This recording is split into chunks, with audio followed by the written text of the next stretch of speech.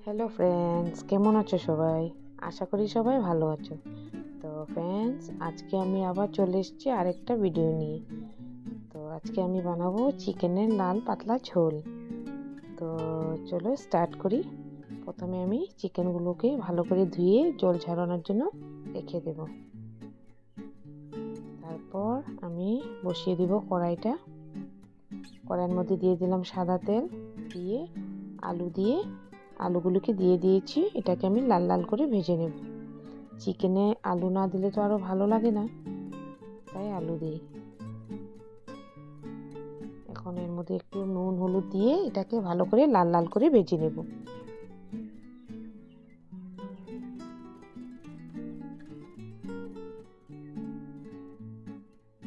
এই যে আমার আলু লাল লাল করে ভাজা হয়ে গেছে। তারপর এটাকে আমি তুলে রাখবো। সেম কড়াইতে আরও তেল দিয়ে দেব। দিয়ে এই যে গরম মশলাগুলোকে দিয়ে দেব। এর মধ্যে শুকনো লঙ্কা, তেজপাতা, দারচিনি, এলাচ দিয়ে নাড়াচাড়া করে দিয়ে দিলাম কুচানো পেঁয়াজটাকে 1-2 মিনিট ভালো করে ভেজে নিয়েছি। তারপর দিয়ে দেব আদা রসুন আর কাঁচা লঙ্কা, দিয়ে এটাকে দিয়েও ভালো করে ভেজে নেব। কাঁচা গন্ধটা চলে গেলে তারপর দিয়ে দেব আমি মশলা। তো প্রথমে দেব আমি হলুদ গুঁড়ো, তারপর দেব জিরে গুঁড়ো,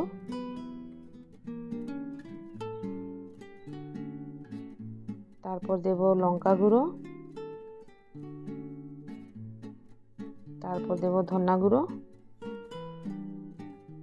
তারপর দেব একটু গোলমরিচ গুঁড়ো, দিয়ে নুন দিয়ে দেব স্বাদ মতন। নুনটা দিয়ে একটু নাড়িয়েই জলটা দিয়ে দেব, না হলে মশলাটা লেগে যাবে।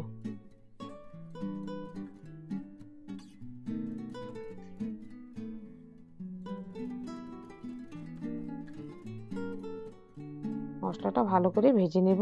এই যে তেল ছেড়ে দিয়েছে মশলা থেকে। এখন দিয়ে দেব আমি চিকেনগুলো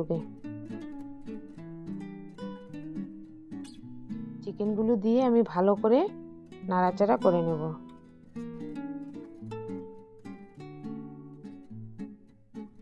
এই যে আমার ভালো করে নাড়ানো হয়ে গেছে। আমি এটাকে ঢেকে ঢেকে বানাচ্ছি। 10 মিনিট আমি এটাকে ভেজে নিয়েছি। তারপর দিয়ে দেব আলুগুলি দিয়েও আমি ভালো করে আরও 10-15 মিনিট কষিয়ে নেব।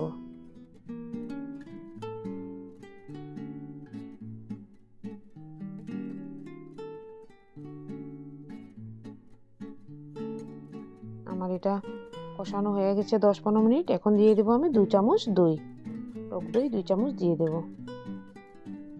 দিয়ে আবারও 10 মিনিটের মতন ভালো করে কষিয়ে নেব।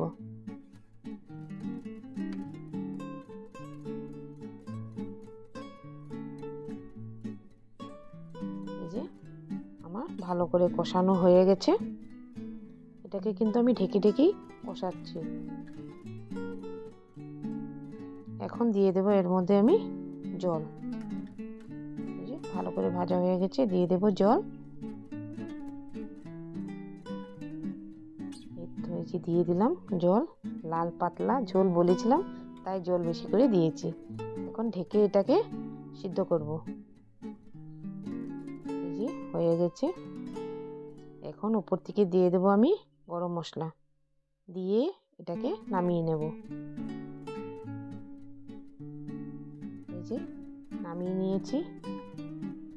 দেখুন লাল পাতলা ঝোল, দেখতে খুব সুন্দর হয়েছে, খেতেও এমন স্বাদ হয়েছে। তো ফ্রেন্ডস, আমার ভিডিওটা যদি ভালো লেগে থাকে তাহলে like, comment, share and subscribe করে দেবে। ধন্যবাদ।